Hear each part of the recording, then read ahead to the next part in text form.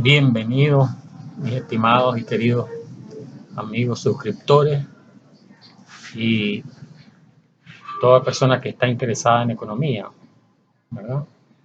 Vamos hoy a continuar con nuestro curso de microeconomía con la clase número 19. Esta clase vamos a tomar un poco la misma dinámica de la anterior, de la clase 18, que la dividimos en 3 partes, para que así ustedes vayan dosificando bien los contenidos, ¿verdad? Primeramente, en esta clase que le vamos a llamar 19A, vamos a ver toda la parte conceptual. Para eso no voy a necesitar pizarra, ¿verdad? Sí me voy a auxiliar de unos gráficos preliminares para poder argumentar los conceptos, ¿verdad? Pero va a ser en la clase 19B donde podamos, a través de un ejercicio, comprender mejor este contenido conceptual teórico que vamos a ver en esta clase 19A, que es continuación. Fíjense bien, estamos todavía analizando toda una unidad de estudio. Este es un programa completo de microeconomía, entonces yo estoy tratando de basarme en los programas que prácticamente son estandarizados, ¿verdad? Y como en Nicaragua hemos tenido la oportunidad, o estamos teniendo la oportunidad de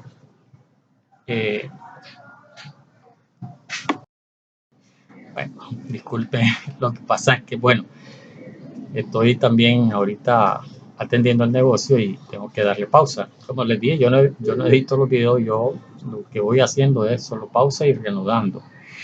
Pues como les decía, estamos en el proceso, eso, en el caso de Nicaragua, en otros países creo que ya están más adelante en los procesos de acreditación de las universidades. Y eso amerita pues ir estandarizando, ¿verdad? Los programas de estudio, los pensum académicos, todo lo que es la currícula, ¿verdad? De las universidades.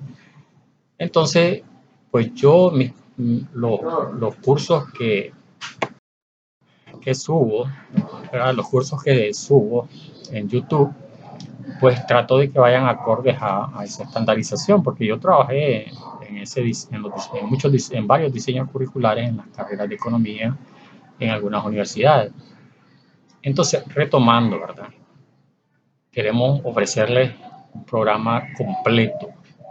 Y en este caso, el avance del programa está en la unidad de estudio, así se llamaría, digamos, en, en un curso formal. Aunque este no es un curso formal, claro, pero se llamaría teoría de la demanda del consumidor, que ya hemos venido viendo, ¿verdad? Primero hicimos toda la conceptualización básica para introducirnos en la unidad, la utilidad total, la utilidad marginal, hicimos gráficos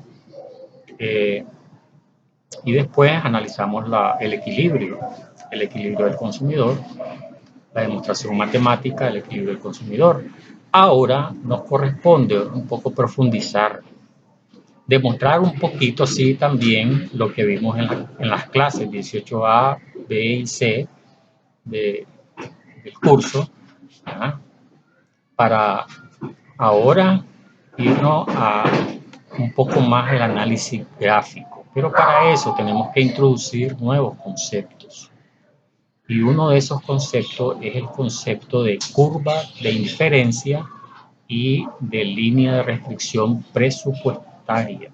Esos son los dos nuevos conceptos que vamos a introducir para hacer una demostración gráfica del equilibrio del consumidor, que esto es un modelo. Siempre aclaro eso. En la realidad existe eso, no es una gráfica precisamente. Es una gráfica que nos sirve para ilustrar un poco la realidad de lo que ocurre eh, dentro del comportamiento del consumidor, que lo hace demandar X o Y producto. Y por eso es que siempre en el modelo precisamente hablamos de eso, bien X y bien Y, ¿verdad? Entonces, ya les adelanté de que pues, vamos a ver esos dos contenidos.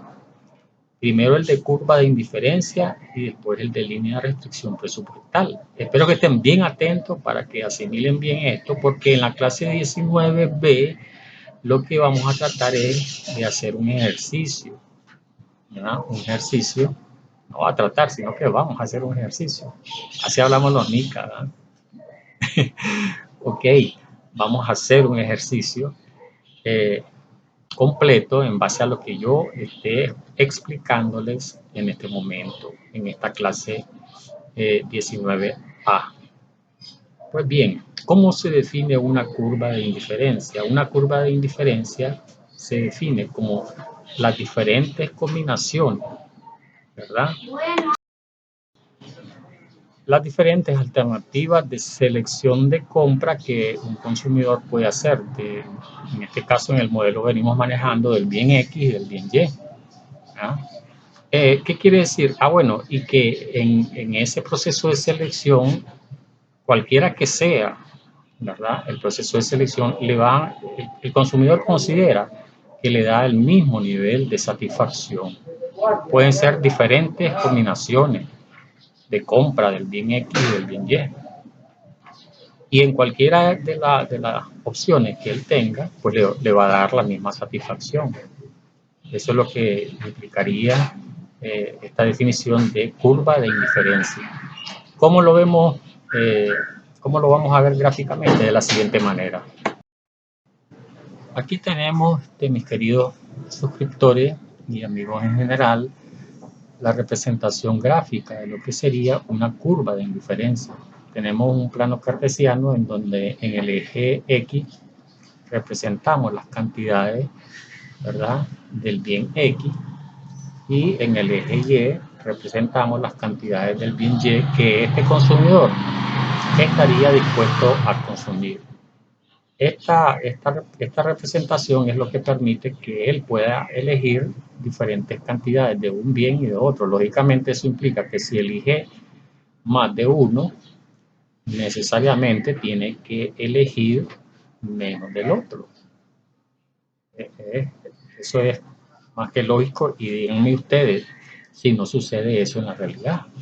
Si usted quiere comprar una mejor calidad de corte de carne, necesariamente a lo mejor no va a poder comprar carne de res, por ejemplo, un corte bueno, caro, a lo mejor va a dejar de comprar menos pollo.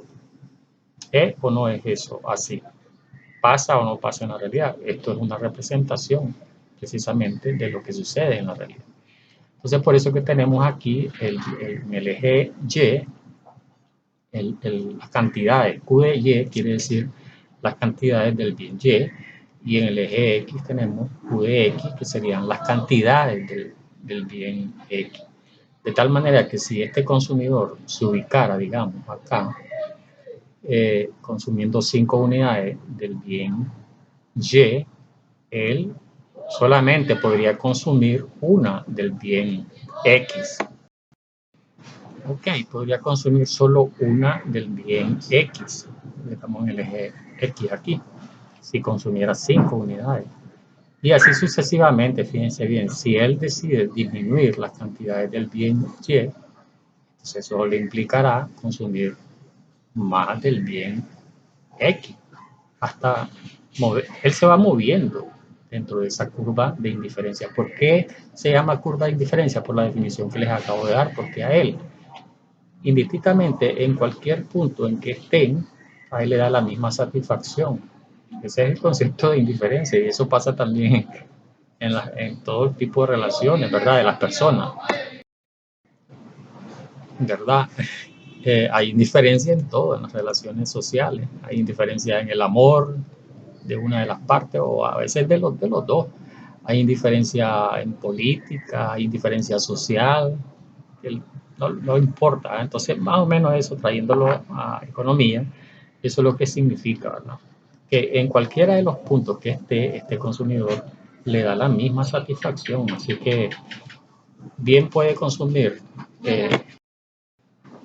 Entonces, bien puede ubicarse aquí, consumir 5 unidades del bien X, pero solo una del bien X. Pero igual se puede ubicar aquí también. Puede consumir 5 del bien X, pero solo una del bien Y. Pero le es indiferente. Él se siente satisfecho aquí, como aquí, o en cualquiera de los puntos en el movimiento dentro de la curva. ¿Por qué se siente feliz? Porque él es el que decide. Él es el que toma la decisión. Ese es el enfoque de la economía clásica. Él es un tomador de decisión. Entonces, si es su decisión soberana como consumidor, entonces está bien, se siente feliz. Ya hemos manejado ese concepto de la utilidad, del valor.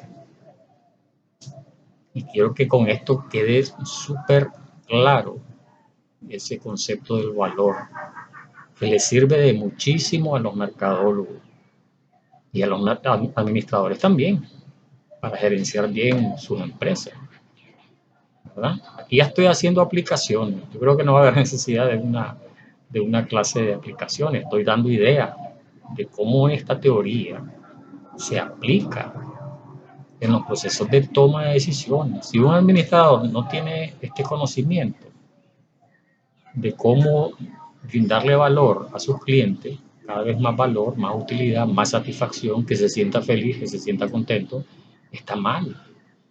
Está muy, muy, muy mal. Ok, entonces esto es lo primero, las curvas de indiferencia. Ahora bien, las curvas de indiferencia pueden desplazarse, ya sea arriba y a la derecha, o arriba, perdón, o abajo y a la izquierda. Lo que pasa es que como estoy así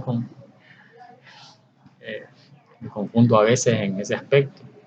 Ya se pueden desplazar arriba y a la derecha o abajo y a la izquierda. Pero eso de qué va a depender del otro concepto, de la otra definición que necesitamos saber para comprender e ilustrar gráficamente todo el paquete. El concepto de línea de restricción presupuestal, ¿qué es lo que va a hacer que estas curvas de indiferencia prácticamente se desplacen ya sea arriba y a la derecha o abajo a la derecha? El presupuesto de nosotros, de cada uno de nosotros, de los consumidores. Dependiendo cómo nosotros tengamos la bolsa, el ingreso, ya sea que el salario o que el ingreso o que remesas que recibamos del extranjero o lo que sea, va a depender que estas curvas de indiferencia se muevan. Y combinando estas curvas de indiferencia con las líneas de presupuesto, vamos a encontrar los puntos en que un consumidor, vaya, se siente en equilibrio. Y aquí ya no se siente solo satisfecho, sino que se siente completamente feliz. El equilibrio de un consumidor hay que comprenderlo como el punto en el que se siente completamente feliz. Es decir, todo el ingreso que percibió y dado los precios de los bienes que él tiene, los gastó. Ese es el supuesto, también recuerdan, en las clases anteriores. Todo el ingreso lo gastó, pero él se siente que lo gastó bien. Ese punto es importante. Él se siente que lo gastó bien. Entonces por eso hay una satisfacción completa. Ese es el equilibrio del consumidor. Entonces, no olviden esta imagen, esta representación gráfica de las curvas de diferencia. Pero ahora vamos a ver entonces la línea de restricción presupuestal. Las vamos a ver aparte ambas para después vamos a juntar el análisis. Vamos a hacer el análisis ya junto entre la curva de indiferencia y la línea de restricción presupuestaria.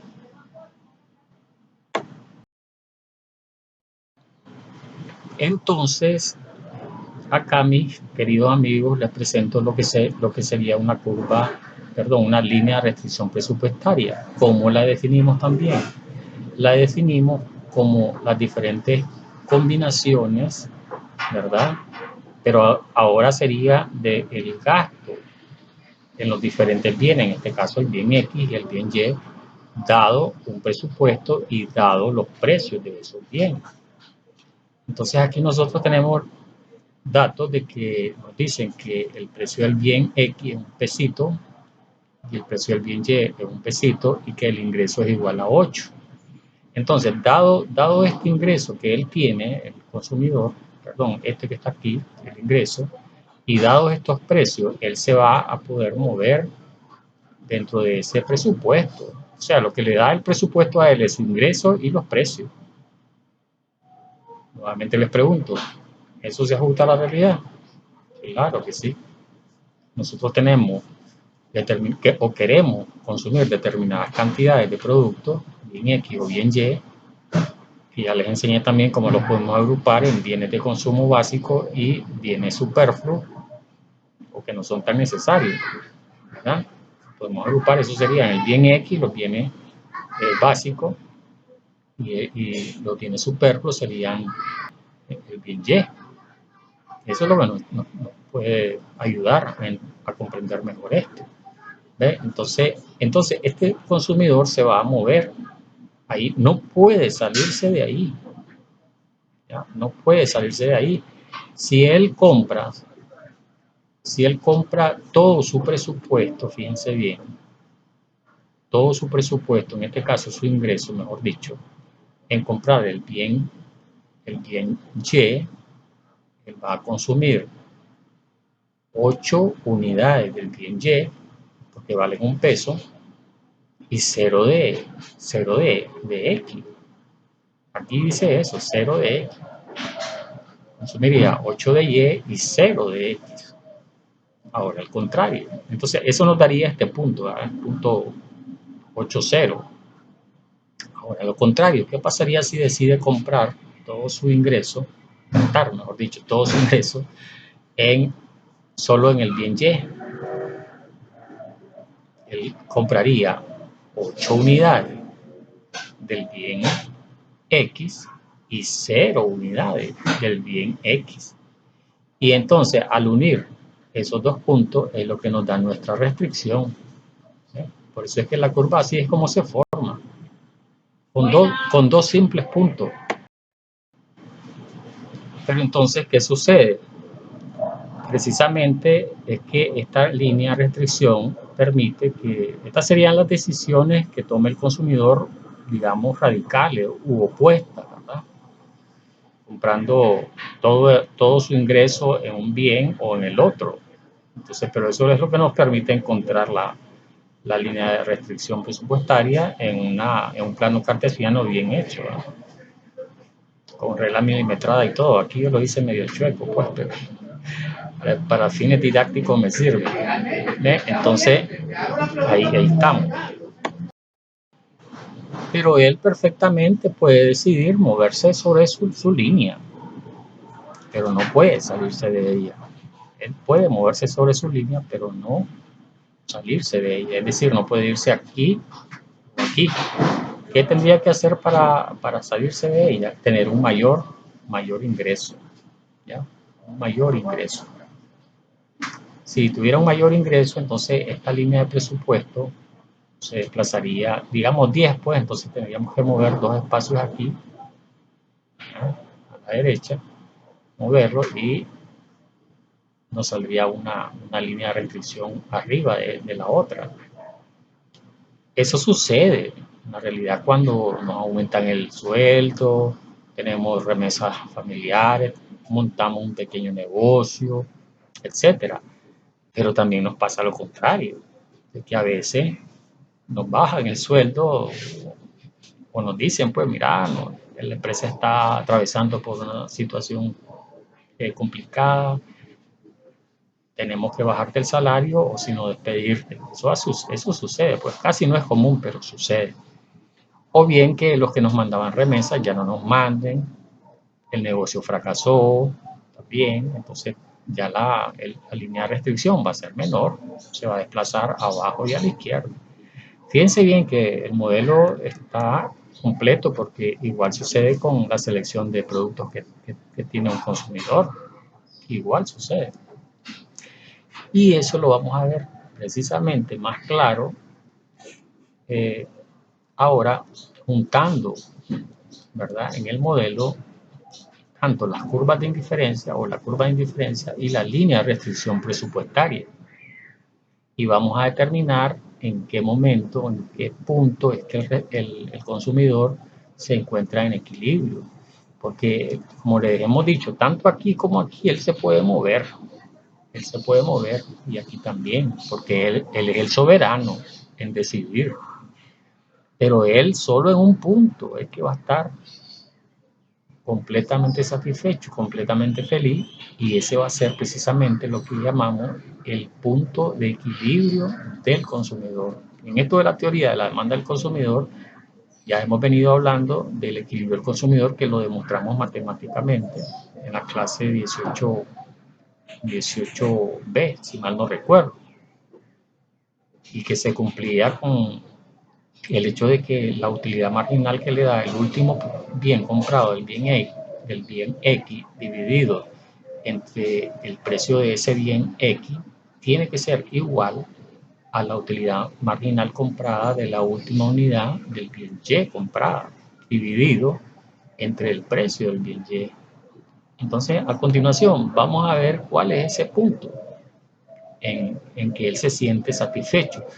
Y repito, no se angustien si no comprenden bien el asunto ahorita. Yo expliqué al comienzo de que esta es una parte más que todo conceptual, tratando de explicárselo así despacito y con pincel. Pincel o no es pincel, sino con pinza, ¿verdad? Para que ustedes después, cuando yo les explique el ejercicio, que hay, ese sí va a ser con pizarra, porque necesito más movimiento, más desplazamiento, van a ver cómo es que se produce esto con datos, ¿verdad? Datos siempre dentro de un modelo hipotético. Porque repito, esto en la realidad en sí no existe. Estos modelos no existen, pero los modelos existen para reflejar la realidad.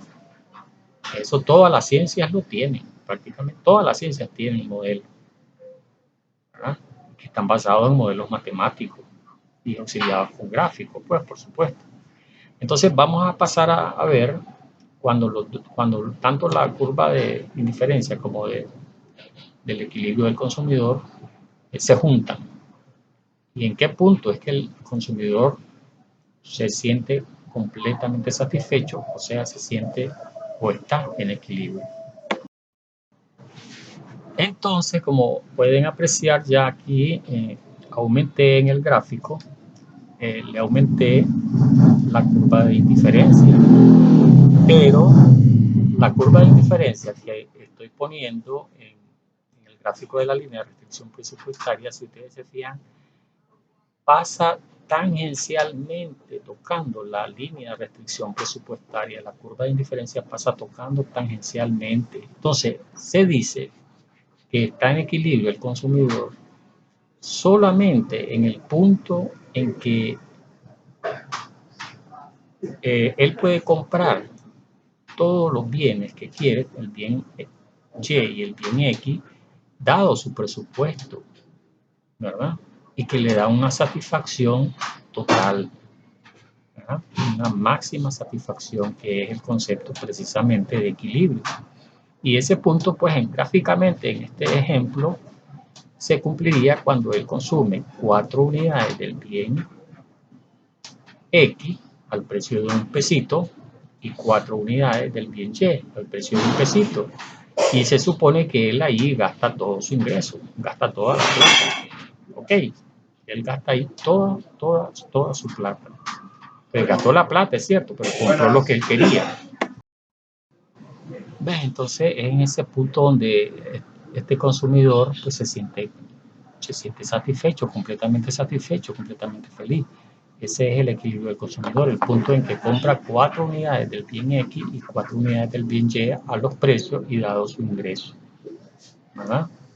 Si este consumidor quisiera tener una mayor satisfacción, o sea, obtener un mayor equilibrio, o sea, una mayor satisfacción plena. ¿Qué tendría que suceder? Aplicando lo que ya vimos hace un ratito. ¿Qué tendría que suceder? Tendría que tener un mayor ingreso. Es elemental, mi querido Watson, dirían ustedes, pero la economía, pues, trata también de lo elemental. Pero eso elemental a veces no se ve.